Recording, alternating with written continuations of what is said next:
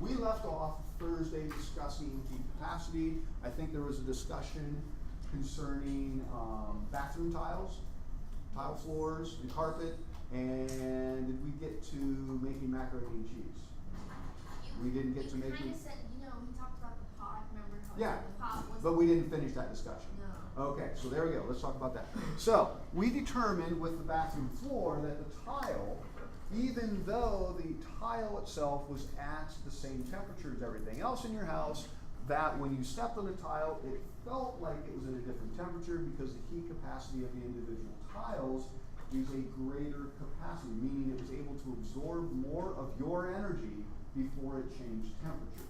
That's why it felt cold to you. Now, as you stood there, it ended up feeling like everything else. Would you agree with that? Okay? So the next analogy that I was using, again, things that you guys are familiar with. Many of you have had the experience of trying to make like macaroni and cheese or whatever, ramen noodles, whatever it is you guys make to boil water. You want to boil water to make something. Okay? So you take your pot and fill it up with water, put it on the stove, turn the stove up to high. You being the intelligent people that you are, know that it's going to take a little while for the water to boil, right? I have a quick question. Okay. Does it matter if you put hot or cold water in and boil it? Like if you put hot water in and you boil it, will it boil faster? I'm going to let you, are you a sophomore or junior? I'm going to let you sit there and contemplate that answer for a little bit.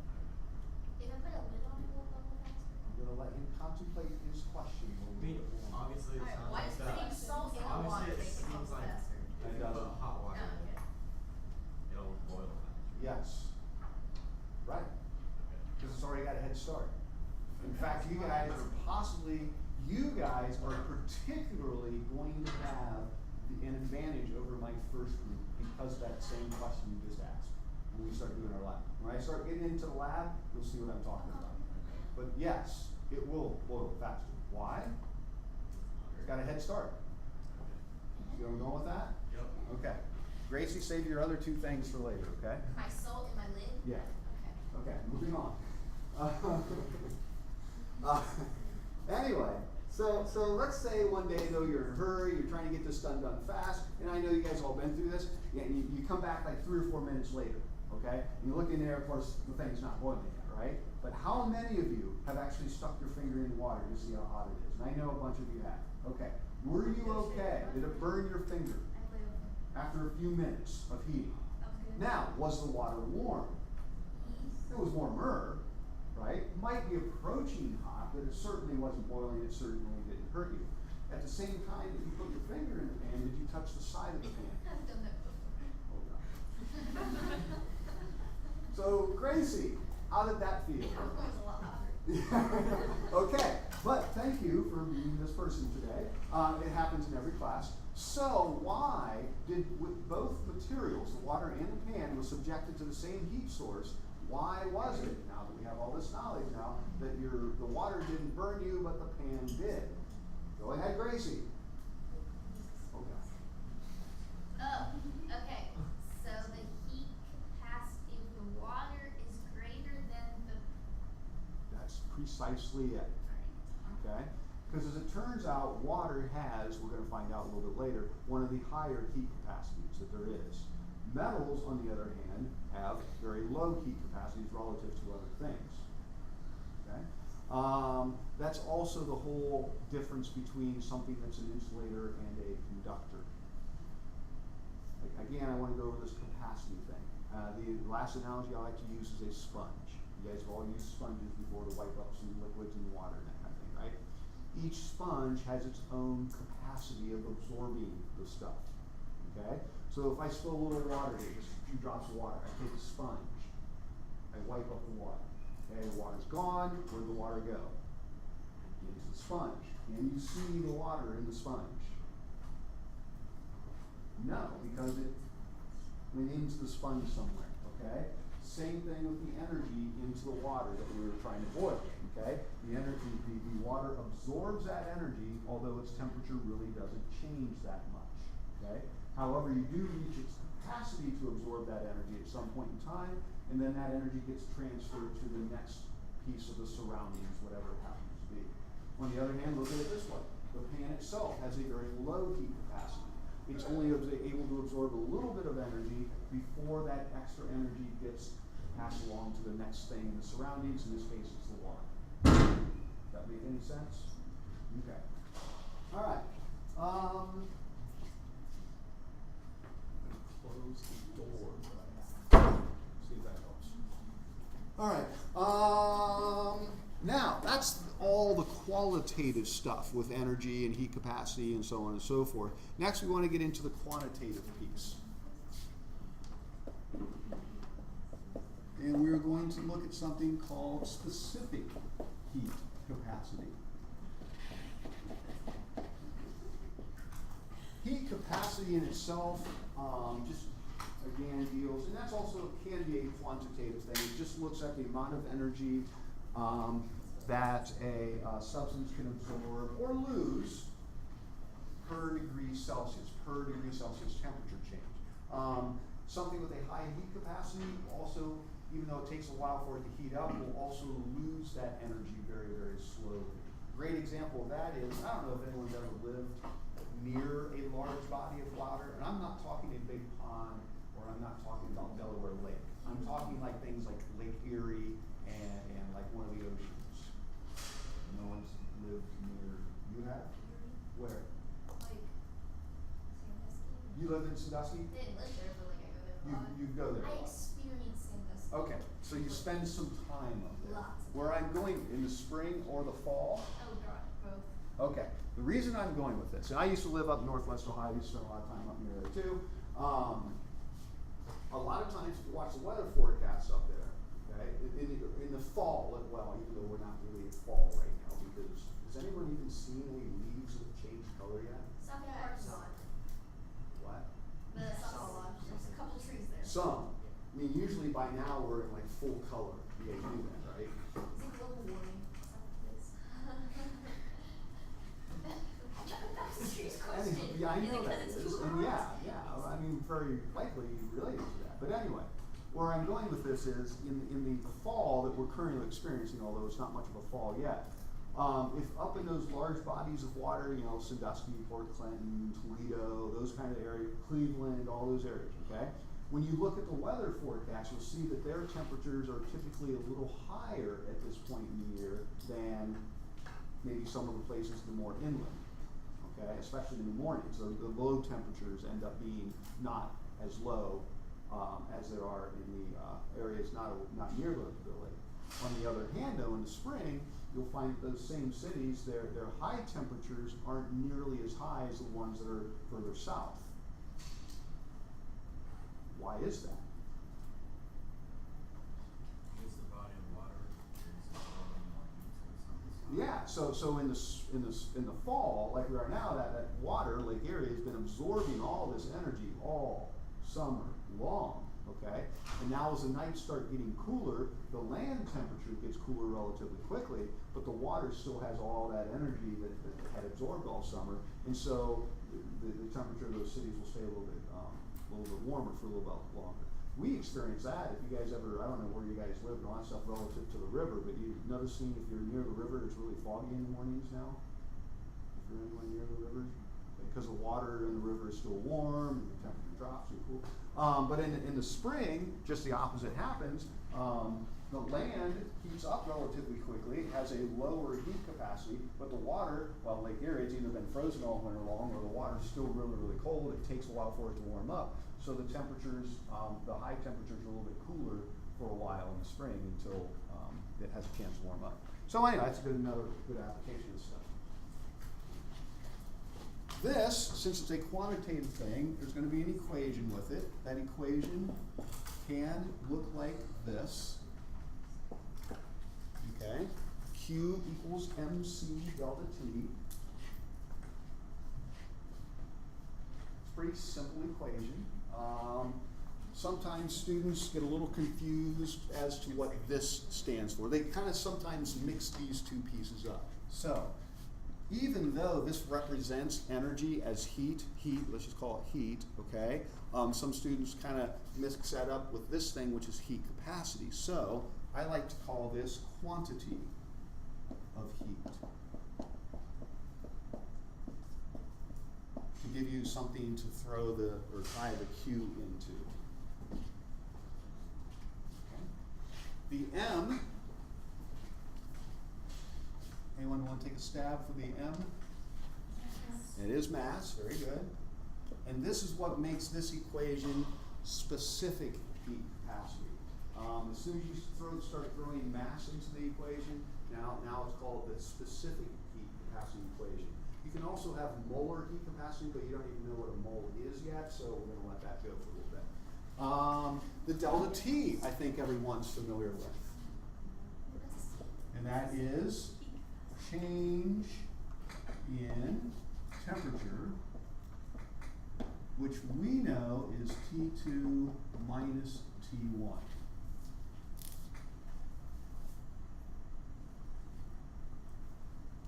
Which leaves us with this.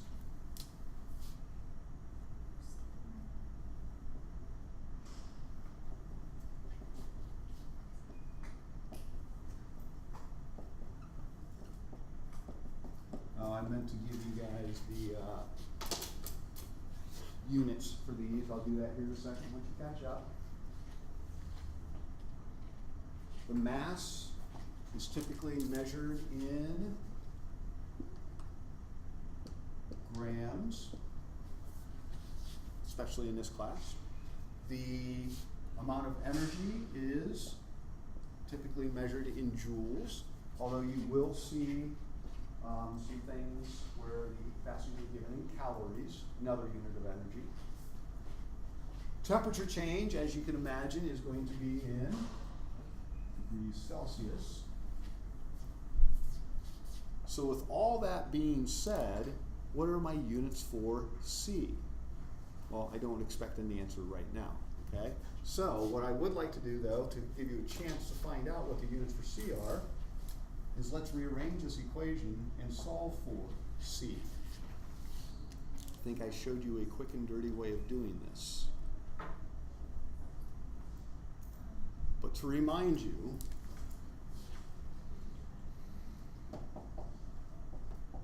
I'll do it over here, okay? Did we talk about what the two parameters are of a variable you're solving for yet in this class? What do you need the variable you're solving for? It has to satisfy two requirements. Well, one, it has to be by itself on one side of the equation or the other. It doesn't matter which side, okay? The other one, everybody gets that piece. The other one that not everybody gets all the time is that it has to be in the numerator. So many times you guys will rearrange equations and you end up putting that thing in the denominator or leaving it in the denominator. So currently we're solving for this, okay? Is it by itself on one side of the equation or the other? No. Is it in the numerator? Yeah, absolutely. So all we have to do is get rid of the m and the delta t. All we do to fix that is move the m down here, the delta t right there, and so technically I get q over m delta t equals c. However, you guys freak out whenever you see things like that. So since they're equal to each other, you can just write q for c equals q over m delta t. I've never shown you this idea of moving variables before. Okay. I'm not going to go through the mathematics of it because you guys have already had algebra.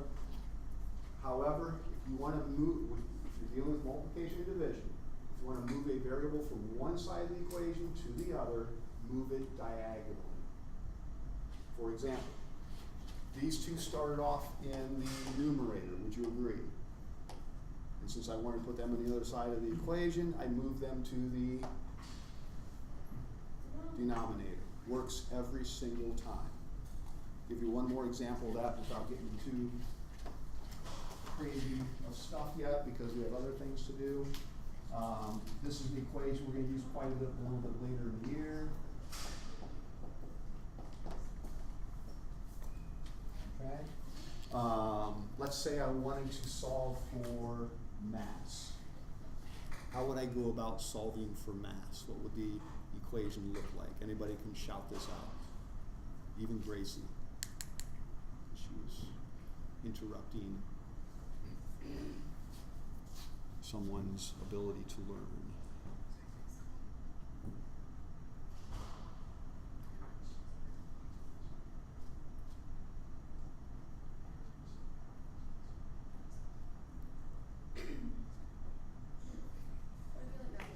So NPV over Say that again.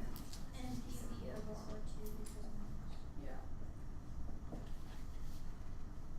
Yes, that's exactly it. See how easy that is to do? All right. Boom. All right. Anyway, let's rearrange the equation and solve for C. Well, I already did it. It ended up being Q over M delta T. Therefore, my Q is measured in joules. So we get joules.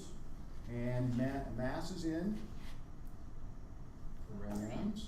And temperature change is in degrees Celsius. So the units for C are joules per gram degree Celsius. The units for C are joules per gram degree Celsius. So anytime you see C, the units are joules per gram degree Celsius. Please always make sure that you're writing those down.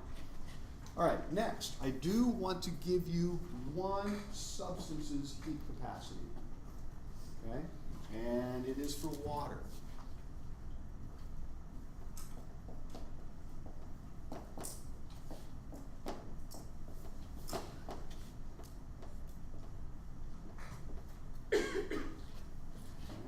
Happens to be 4.184 joules per gram degree Celsius. Does anyone recognize that value at all?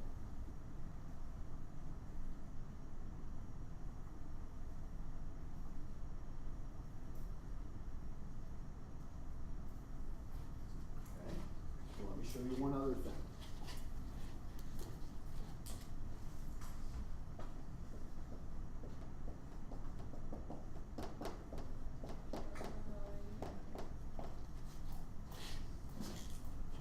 Does that look familiar?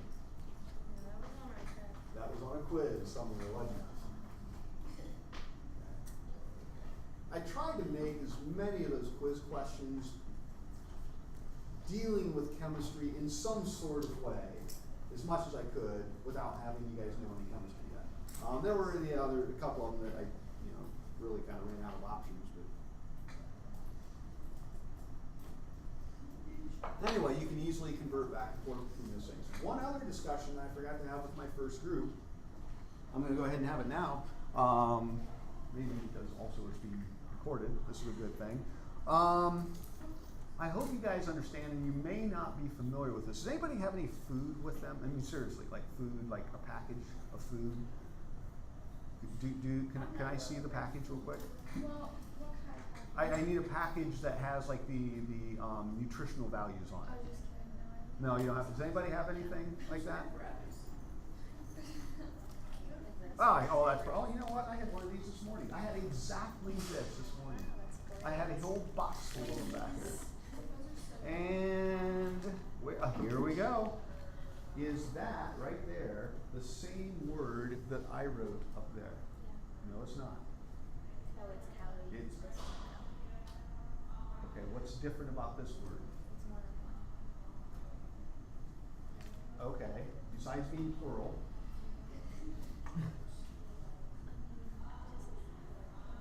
Look at the beginning of the word.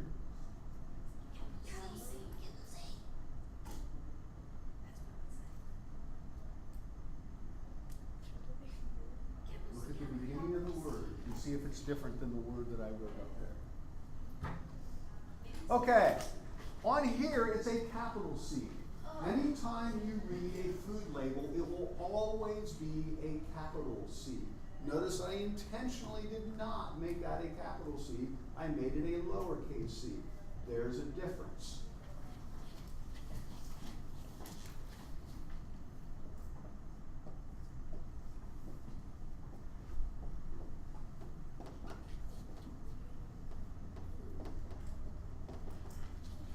Because this is a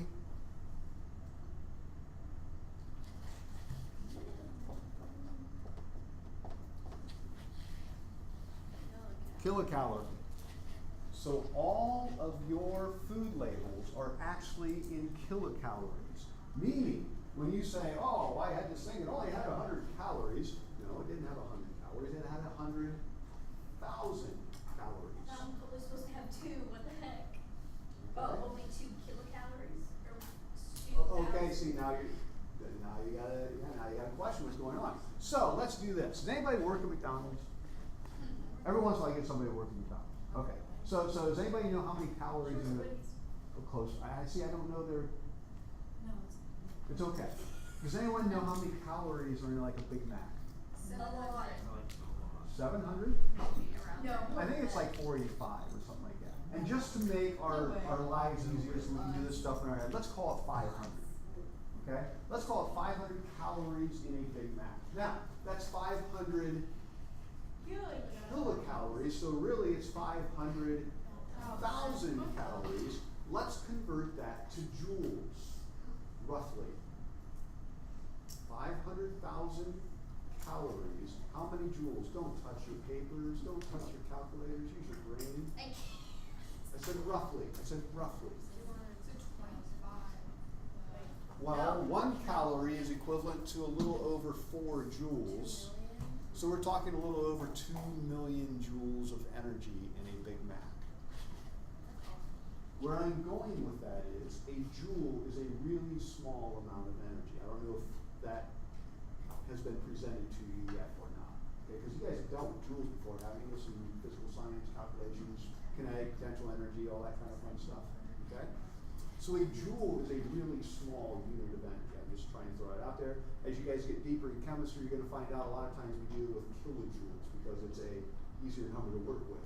So anyway, just some handy dandy information to have to tuck away in your brain, but the thing you're definitely going to need to know are these two right here. You're just going to have to know those. Okay, next. We are going to do a lab both Wednesday and Thursday of this week. The 2 main equations you need for this little unit are right here. Really, you only need to know one of these because once you know this equation, you can rearrange and solve for anything. Okay? But the other form that we're going to use a lot is this right here. So between those 2 things, we'll be using those quite a bit. I want to show you the premise of the lab that we're about to do and also show how this works out, how useful this information can be. All right. Here's what we're going to do. I may have alluded to this earlier. Those same metals that we use for the density lab, we're going to use for our next lab. It's a heat capacity lab. We're going to attempt to find the heat capacity of those metals. So now we'll know both the density and their heat capacities. Okay? I said earlier that metals typically have somewhat lower temperatures than our heat capacities than well, water's pretty high. And that's what makes metals conductors. If they only can absorb a little bit of energy before that gets passed along to the next piece of the surroundings, that energy is being conducted to the next thing. Whereas an insulator, like for example styrofoam, it can absorb a lot of energy before its temperature change. If you guys ever gotten hot coffee or hot chocolate in a styrofoam cup, you can hang on to it pretty well, can't you? It feels warm, but it's certainly not burning you because it's a very good insulator, meaning it has a high heat capacity. Has anyone spent any time along Bus Alley along that big brick wall by the auxiliary gym? You guys know what I'm talking about? Okay. If you're involved in athletics or whatever, for some reason or other, if you've walked past that wall in the evening when the sun's just starting to go down or even a little bit after it's gone down, you ever notice how warm it feels as you walk past that? Has anyone ever had that opportunity? Bricks also have very high heat capacity, so the sun beats on that thing all day long, then the temperature goes down at night, but that wall is still warm. If you lean up against the wall and touch it, it's warm. Has anyone done that before? Try that sometime. It's interesting. All right, anyway, moving on. What we're going to do is a lab to determine the heat capacity of a metal. Do I have 15 left?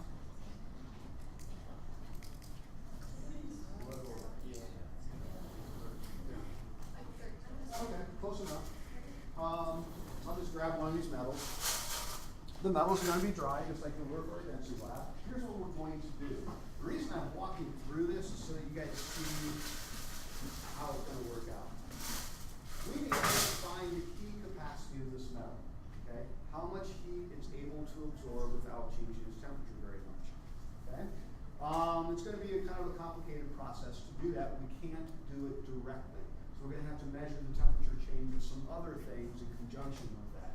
And that one thing we're going to measure the temperature change of is, turns out, to be water.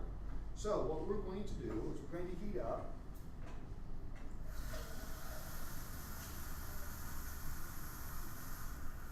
a relatively large amount of water.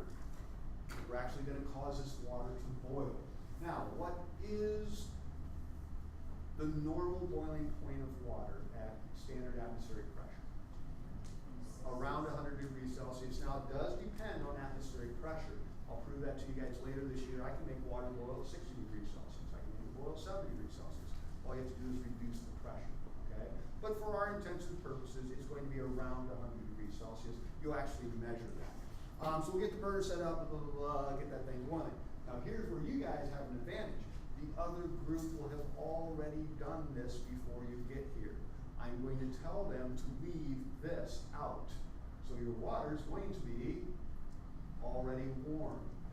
And you're going to start heating it up, and it's going to boil more quickly. That's the right word. Okay? So anyway, so we're going to heat this up. Now, we're also going to take the mass of this metal. Now ultimately, like I said, we're going to try and find the heat capacity of the metal. Now remember when I told you guys to label everything? This is one of many examples. Whoops, sorry about that.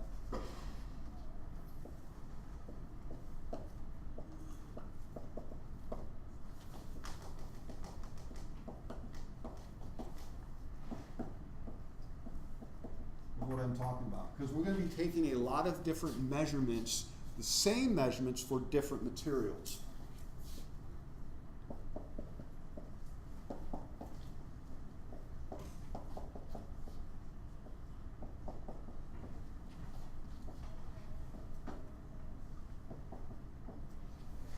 Okay, now what is delta T? It's changing, so it's T2 minus T1. Come back to that here in a second. So we are initially going to know the mass of the metal. We're going to measure the mass of the metal. You guys know how to do that. We're also going to, what did I do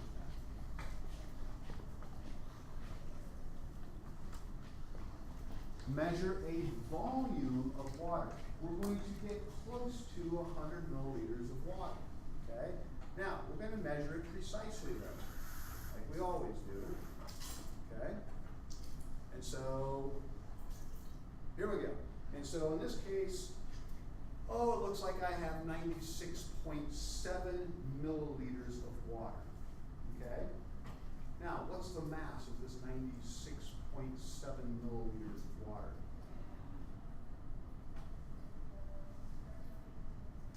Does anyone know the density of water? Well, once again, it's 1. But that's an oversimplification, okay? Because the density, as Gracie was alluding to earlier, depends on the temperature, okay? But I will tell you that, so the density of water does vary. And it's actually a little bit less than 1, down to about 4 degrees Celsius or so. However, to 2 significant figures, it ends up being 1.0. Most of the time it's 0.998 something something. Does that make any sense? So the 2 significant figures we'll essentially call it 1.0. So if I have 96.7 milliliters of water, I will also have 96.7 grams of water. So we're going to put this into a styrofoam cup. The styrofoam cup is going to act as something called a calorimeter. Calorie, heat, meter meaning measure. So this is going to measure some energy. Okay? Measure heat. Now, This water we're going to heat up again to boiling, so around 100 degrees Celsius. We are then going to take, where did it go? Ah, there it is. A large test tube that's dry, this is currently not. We're going to pour our sample of metal that we've masked, I don't know what I did with it, into the large test tube. We're then going to suspend the large test tube with the previously masked metal into the boiling water bath. You guys ever used a water bath for heating up things before? I know somebody said something about chocolate. I've done it for wax. Okay. We're going to use a water bath to heat the metal. Now, this temperature of the water is going to be around 100 degrees Celsius. As long as this test tube and the metal sits in there long enough, that it will also be whatever the water temperature is. Does that make sense? But we need to know what the water temperature is. So instead of using thermometers, which those alcohol thermometers aren't very accurate, has anyone used these before? A couple of you have? Okay, just little handheld computers. As soon as you plug in a probe, it recognizes what probe you plugged in. This is the temperature probe. It's going to act as a thermometer. These are pretty accurate. Okay, they do a nice job. So anyway, we'll measure, while we're waiting for all this to happen, we're going to measure the temperature of our cool water. Record that in the appropriate place. Then, once we get the water boiling, we're going to take, I don't know if I showed you guys these or not. It's a thermometer clamp, okay? We're going to use it the same way. We're going to slide this on here. We're going to use it, I put it on the bottom, you'll see why here in a second. Okay? And we're going to suspend the thermometer or the temperature probe into the water to find the temperature of the water. Now, this is all going to be hot. This wire, I want you guys to kind of loop back here so it stays away from the heat source so it doesn't melt the wire. That happens once in a while. After this is sat in here for a specified amount of time, we're going to assume that everything's at the same temperature. Okay? And we'll record that temperature in the appropriate place. At that point in time, we want to take this metal that has all this heat that it got from the water, we want to put it into this styrofoam cup that has water in it, okay, at a specific temperature also. And then what's going to happen is, we currently will know the initial temperature of the metal is going to be whatever the boiling water is. We already know the initial temperature of the water because it's in a styrofoam cup. Do we know anything else up here? Remember, I measured the volume of the water, which we assumed is the same as mass because of the density. We also know the heat capacity of water. So we know all of these pieces so far for the water. Then, what we're going to do, and this is where the careful part comes into play, we're going to take this clamp. Notice I'm keeping it submerged in the water. This is the one place where a lot of air can get introduced into your lab. Notice I've never taken the metal out of the water yet, right? Okay? What I need to do is transfer that metal into that water as quickly as I can. Remember, metals have low heat capacities. Not only does their temperature take a while, or it doesn't take very much energy for them to get to a specific temperature, they also lose that energy very, very quickly. So this is the key to the whole lab, getting this metal into this water as quickly as possible. I'll just do it, boom, like that. I mean, it has to be fast. Now, typically what's going to happen, especially your first trial, that was wet inside here, that's not gonna happen. Yeah, I've seen this happen before. Kids will do this. Please don't do that.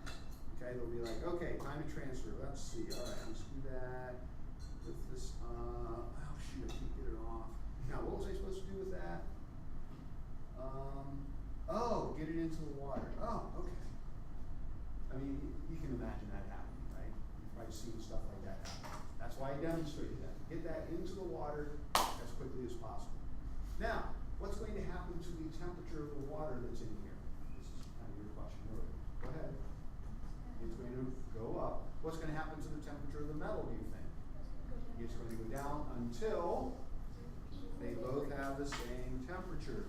Therefore, we now know this information and this information.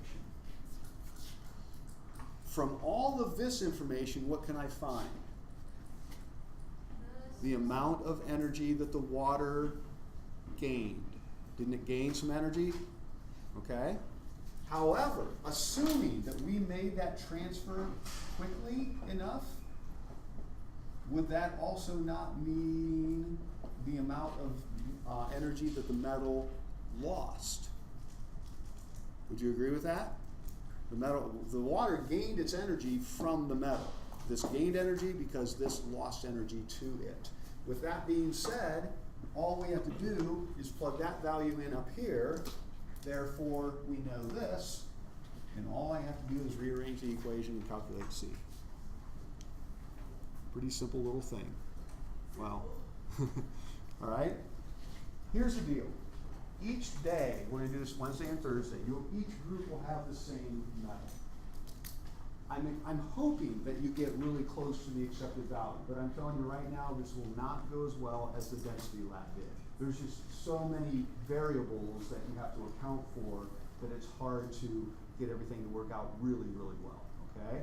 So what I'm looking for between the first day and the second day is your second trial is a better result than the first trial. Because as you guys have probably discovered, the more time you do something, the better you get at it, okay? You're gonna screw some things up the first day. It's just gonna happen. Let's hope we get better the second day. All right, I have an assignment for you based on these equations. However, I'm not gonna give it to you right now.